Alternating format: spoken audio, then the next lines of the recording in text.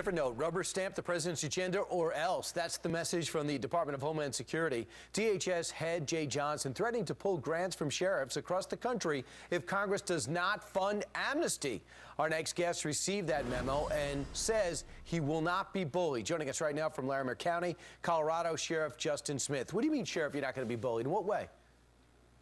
Well, the intimidation tactics that come out through this memo made it very clear the expectation was that sheriffs and chiefs of police were to run to Congress and beg them to go along with executive amnesty or public safety funding through grants would be pulled, and we're simply not going to kowtow to that. So in Washington, so for people to know, Republicans have stood up and said, listen, we're not going to fund Homeland Security past a certain date because we think you overstepped when it came to executive amnesty, and that's what the fight is about, but you're really the ones in the fight. They're talking about the fight and writing the laws, correct? Absolutely. Sheriffs are the front line or the last line in protecting our communities, and it's come down to the point it's time for the president to work with Congress. I believe the American people spoke. They're asking for a different direction.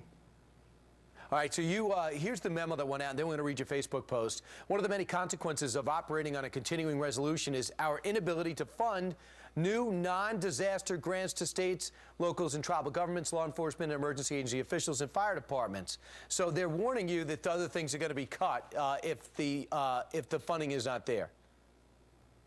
Absolutely. They run down the list, to put that intimidation out, and those tactics simply are not going to work. Yeah, and you also say politically charged amendments won't be tolerated. They went on to say.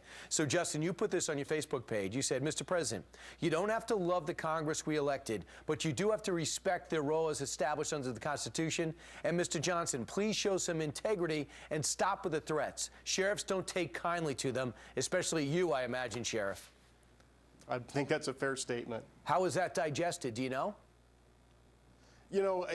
Amongst all the sheriffs, we've become very frustrated with what we've seen of this push from Washington to intimidate, the dismantling of secure communities, right, of the tools that we need. And we're ready to draw the line in the sand and say no more. And you already saw some negative effects from the executive action, correct?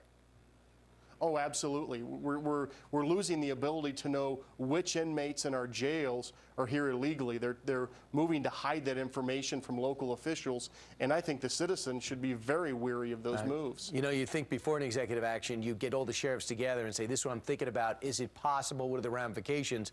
But you're never consulted, just forced to adapt. Sheriff Smith, thanks so much for talking with us today. Thank you, Brian. All right, coming up straight ahead.